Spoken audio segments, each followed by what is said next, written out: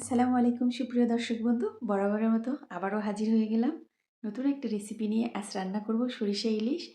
এখানে অনেক টিপস আপনাদের সঙ্গে শেয়ার করব। অনেকে সরিষা বাটা রান্নায় ব্যবহার করলে সরিষা বাটা তিতা লাগে, তবে আজকে সেই টিপসটাই বলবো কিভাবে আপনি সরিষা বাটা ব্যবহার করলে আপনার সরিষা বাটা তিতা লাগবে না। এই জন্য কিন্তু পুরো ভিডিও জুড়েই থাকতে হবে প্রিয় বন্ধুরা। সরিষা আমি খুব ভালো করে পানি দিয়ে ধুয়ে পরিষ্কার করে 10 মিনিট রেখে দেবো। সরিষাতে কিন্তু অনেক মাটি থাকে, তাই খুব ভালো করে ধুয়ে পরিষ্কার করে নিতে হবে। এখানে নিয়ে নিলাম আমি ইলিশ মাছ। মাছগুলো খুব বেশি বড় না, মাঝারি সাইজের। দিয়ে দিব মাছের লবণ, আর এখন দিয়ে দিব সামান্য একটু হলুদের গুঁড়া। এটা দিয়ে খুব ভালো করে মাছটা ম্যারিনেট করে নেব। চাইলে এখানে একটু সরিষার তেলও ব্যবহার করতে পারেন, মশলাটা খুব ভালো করে মাছের সঙ্গে যাতে মিশে যায়। আমি তেলটা দিইনি, শুধু লবণ আর হলুদ দিয়ে এটা মেখে 10 মিনিট কিন্তু রেখে দিব। আপনার হাতে যদি সময় থাকে তাহলে অবশ্যই ম্যারিনেট করে রেখে দিবেন, তাহলে এই মাছটা খেতে বেশি মজা লাগবে। আমি এখন এটা ম্যারিনেট করে এক সাইডে রেখে দিয়ে বাকি যে মশলা আছে মশলাগুলো আমি একে একে রেডি করে নিব। কড়াইটা খুব ভালো করে গরম করে নিয়ে এখানে দিয়ে দিব পেঁয়াজ কুচি। এখানে কিন্তু খুব সামান্য একটু তেল ব্যবহার করেছি, খুব বেশি তেল না ব্যবহার করলেও হবে। পেঁয়াজটা একটু আমি ভেজে নেব, যখন হালকা একটু কালার চলে আসবে তখন এটা ঠান্ডা করে ব্লেন্ড করে নিব। পেঁয়াজটা কিন্তু পুড়ে ফেলা যাবে না। একদম কাছ থেকে দেখিয়ে দিচ্ছি, দেখেন কেমন করে আমি ভেজে নিয়েছি। পেঁয়াজটা ব্লেন্ড করে এক সাইডে রেখে ওই ব্লেন্ডারে দিয়েছি আমি সরিষা, কাঁচামরিচ, লবণ আর সরিষার তেল দিয়ে এই সরিষাটা বেটে নিয়েছি। শুধু যদি সরিষা বেটে নেন তাহলে দেখবেন যে সরিষাটা কিন্তু তিতা লাগে। তাই আমি যে টিপসগুলো বললাম এইগুলো উপকরণ একসঙ্গে দিয়ে যদি আপনি সরিষা বেটে নেন তাহলে আপনার সরিষা বাটা আর কিন্তু তিতা লাগবে না। এখন আমি একটা ছাঁকনার সাহায্যে সরিষাগুলো সেকে শুধু পানিটা ব্যবহার করব, আর সরিষার যে খোসাগুলো আছে এগুলো কিন্তু আমি ফেলে দিব। চাইলে আপনি খোসা সহই এটা রান্নায় ব্যবহার করতে পারেন। ব্লেন্ডার ধুয়ে আর একটু পানি দিয়ে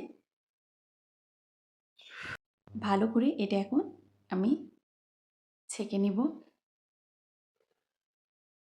চাইলে এইরকম ছাকমা যদি বাসায় না থাকে, নরম সুতি কাপড়ের ভিতরে এই সরিষাটা দিয়েও কিন্তু আপনি এইরকম করে শুধু সরিষার পানিটা ব্যবহার করতে পারবেন। আমি একটু চামিচ দিয়ে চেপে চেপে সরিষার পানিগুলো বের করে নিচ্ছি, আর সরিষার যে খোসাগুলো আছে এগুলো এখন আমি কিন্তু ফেলে দিব। চাইলে আপনি এখানে কালো সাদা দুই ধরনের সরিষাই ব্যবহার করতে পারেন, তবে কালো সরিষার চেয়ে সাদা সরিষা ব্যবহার করলে এই রান্নার টেস্ট বেশি ভালো হয়। অনেক সময় কালো সরিষা কিন্তু তিতা লাগে। এটা একদম দুধের মতো কালার লাগছে দেখতে। এখন একটা প্যানে দিয়ে দিব পরিমাণ মতো সরিষার তেল, আর ফোড়নে দিয়ে দিব আস্ত জিরা, দিয়ে দিব বেটে রাখা পেঁয়াজ, আর এখন দিয়ে দিব কাঁচা লাল মরিচ বাটা। এটা হালকা একটু ভেজে এটা বেটে নিয়েছি আমি। খুব বেশি ভাজলে কালারটা কিন্তু আবার নষ্ট হয়ে যাবে। একটু লাল মরিচ ব্যবহার করলে কালারটা সুন্দর আসবে। চাইলে আপনি এখানে গুঁড়া মরিচও ব্যবহার করতে পারেন। দিয়ে দিলাম হলুদের গুঁড়া। সব মশলাগুলো একসঙ্গে মিশিয়ে নিতে যাবেন না। আমি যেভাবে একটার পর একটা মশলা মিশিয়ে নিচ্ছি, চেষ্টা করবেন এইভাবে মশলাগুলো মিশিয়ে নেওয়ার। সব মশলাগুলো একসঙ্গে মিশিয়ে নিলে এই রান্নার টেস্ট কিন্তু ভালো হবে না। এখন কিছুক্ষণ আমি এটা তেলে ভেজে নিব। কাঁচা পেঁয়াজ ব্যবহার করলে অনেকক্ষণ কিন্তু এই মশলাটা আপনাকে কষিয়ে নিতে হবে, যতক্ষণ পর্যন্ত না কাঁচা পেঁয়াজের গন্ধটা চলে যায়। কাঁচা পেঁয়াজের গন্ধ থাকলে রান্নার টেস্টটা কিন্তু ভালো আসবে না।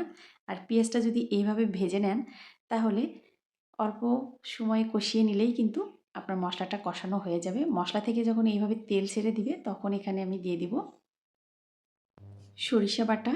সরিষা বাটা দিয়ে খুব ভালো করে আবারও একটু কিন্তু কষিয়ে নিব। নিচে লেগে গেলে কিন্তু যে কোনো রান্নাই খেতে কিন্তু ভালো লাগে না, তাই বারবার করে একটু করে নেড়ে দিবেন যাতে নিচে লেগে না যায়। আর যদি বাসায় ননস্টিকের প্যান থাকে তাহলে ননস্টিক প্যানে রান্না করার চেষ্টা করবেন, তাহলে রান্না করে আপনি বেশি মজা পাবেন, দেখবেন যে নিচে লেগে যাবে না। এ পর্যায়ে এখন দিয়ে দিব আমি মাছগুলো। যে মাছগুলো ম্যারিনেট করে রেখেছিলাম একে একে সব মাছগুলো খুব আলতো হাতে এখানে দিয়ে দিব। দিয়ে ঢাকনা দিয়ে ঢেকে কিছুক্ষণ রান্না করব। প্রথমেই কিন্তু এটা উল্টিয়ে দিব না। এক পিঠ যখন একটু সিদ্ধ হয়ে আসবে তখন কিন্তু আলতো হাতে আরেক পিঠ উল্টিয়ে দিতে হবে, কারণ এই পর্যায়ে মাছগুলো কিন্তু খুব নরম থাকে। তাই উল্টিয়ে দেওয়ার সময় খুব সাবধানে উল্টিয়ে দিবেন। আর অনেকগুলো মাছ একসঙ্গে রান্না করতে যাবেন না, তাহলে ভেঙে যাওয়ার সম্ভাবনা থাকে। রান্নাটা আসলে একটা শিল্প। মনোযোগ দিয়ে যে কোনো কাজ করলেই কিন্তু সেটার ফল ভালো হয়।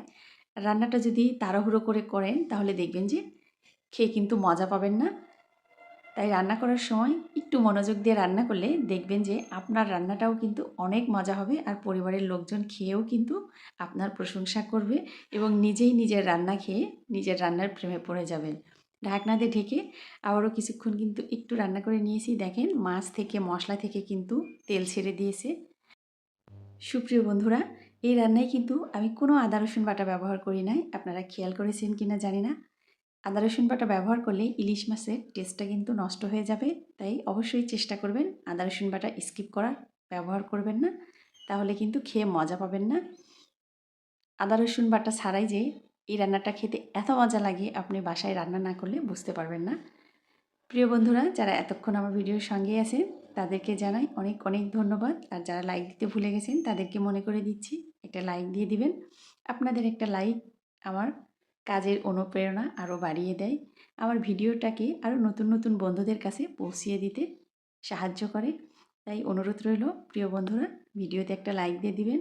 আর রেসিপিটা ভালো লাগলে কমেন্ট করতে কিন্তু ভুলবেন না। আর নতুন বন্ধুরা যারা আজ প্রথম আমার চ্যানেলে এসেছেন তাদের কাছে অনুরোধ রইল, আমার ভিডিওটা যদি ভালো লেগে থাকে আমার চ্যানেলটা সাবস্ক্রাইব করে রাখবেন, আর পাশে থাকা বেল আইকনটা অন করে রাখবেন। যখনই নতুন নতুন ভিডিও ছাড়ব তখনই আপনার কাছে নোটিফিকেশান চলে যাবে।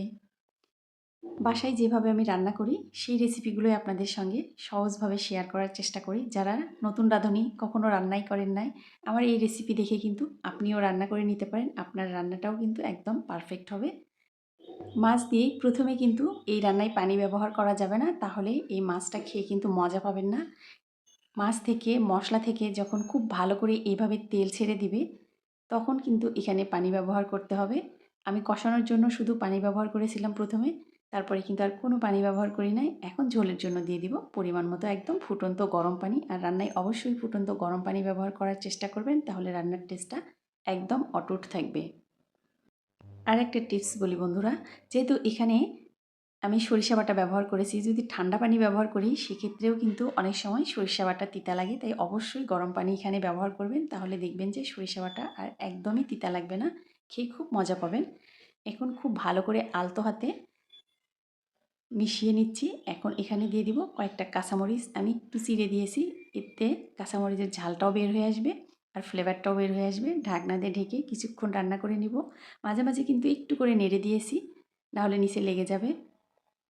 যখন খুব ভালো করে এইভাবে তেল ছেড়ে দিবে তখন কিন্তু এটা আমি নামিয়ে দমে রেখে দিব। আর এই সরিষা ইলিশ কিন্তু অবশ্যই সরিষার তেলেই রান্না করে নিতে হবে, না হলে কিন্তু খেয়ে মজা পাবেন না। যদি সয়াবিন তেলে রান্না করেন এর টেস্টটা কিন্তু এতটাও ভালো আসবে না। তাই চেষ্টা করবেন খাঁটি সরিষার তেলে রান্নাটা করার। এটা দমে রেখেছিলাম আমি 2 মিনিটের মতো, তারপরে এটা এখন নামিয়ে নিব।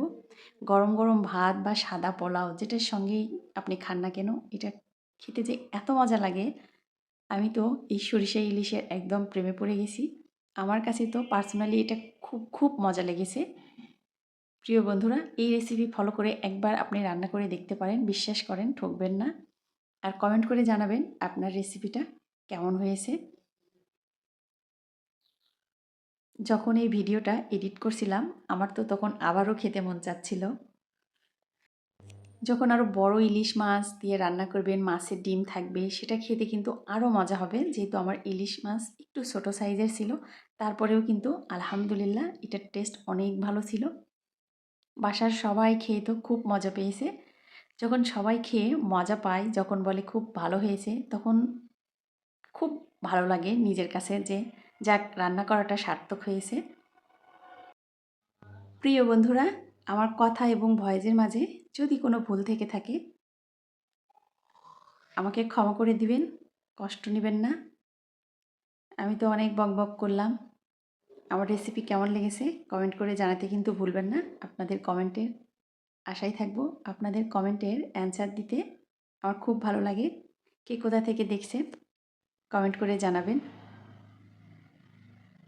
সবাই ভালো থাকবেন, নিজের এবং নিজের পরিবারের খেয়াল রাখবেন। আমার জন্যও দোয়া করবেন, আমার পরিবারের জন্য দোয়া করবেন। আপনাদের সবার জন্য রইল শুভকামনা। আবারও আসবো নতুন কোনো রেসিপি নিয়ে। সে পর্যন্ত বন্ধুরা ভালো থাকেন, সুস্থ থাকেন।